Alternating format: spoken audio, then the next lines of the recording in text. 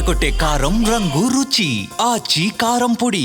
సాధారణంగా చిన్నపిల్లలు కార్టూన్లు చూస్తూనో video games ఆడుతూనో గడుపుతారు. కానీ ఈ బుడతడు మాత్రం అంకెలతో ఆడుకుంటున్నాడు.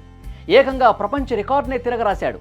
అవును, 2 తెలుగు రాష్ట్రాల రాజకీయ విద్యారంగ ప్రముఖులైన గంటా శ్రీనివాసరావు, మంత్రి నారాయణ గార్ల మనవడు గంటా జిష్ణు ఆర్యన్ అంతర్జాతీయ వేదికపై తెలుగువారి సత్తా చాటాడు.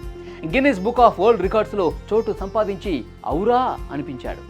అసలు ఆ రికార్డ్ ఏంటి? ఆ చిన్నారి మేధస్సు వెనుక ఉన్న కష్టం ఏంటి? అంకెలు అంటేనే చాలామందికి భయం. అలాంటిది గణితంలో అత్యంత క్లిష్టమైనదిగా భావించే గోల్డెన్ రేషియో అంటే పెద్ద పెద్ద వాళ్ళకే చెమటలు పడతాయి. కానీ జిష్ణు ఆర్యన్ మాత్రం కేవలం 60 సెకండ్ల వ్యవధిలో ఏకంగా 216 దశాంశాల గోల్డెన్ రేషియో విలువను గడగడా చెప్పేశాడు. కన్ను మూసి తెరిచే లోపే కంప్యూటర్ కంటే వేగంగా ఆ చిన్నారి మెదడు పనిచేసిందన్నమాట. హైదరాబాద్ వేదికగా జరిగిన ఈ ఫీట్ని చూసి గిన్నిస్ బుక్ ప్రతినిధులే ఆశ్చర్యపోయారు. ఇంత చిన్న వయసులో అంతటి ఏకాగ్రత, జ్ఞాపక శక్తి ఎలా సాధ్యమంటూ ముక్కున వేలేసుకున్నారు.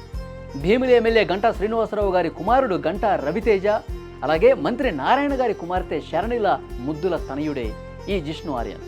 తల్లిదండ్రులిద్దరూ నారాయణ విద్యా సంస్థలకు డైరెక్టర్లుగా వ్యవహరిస్తున్నారు.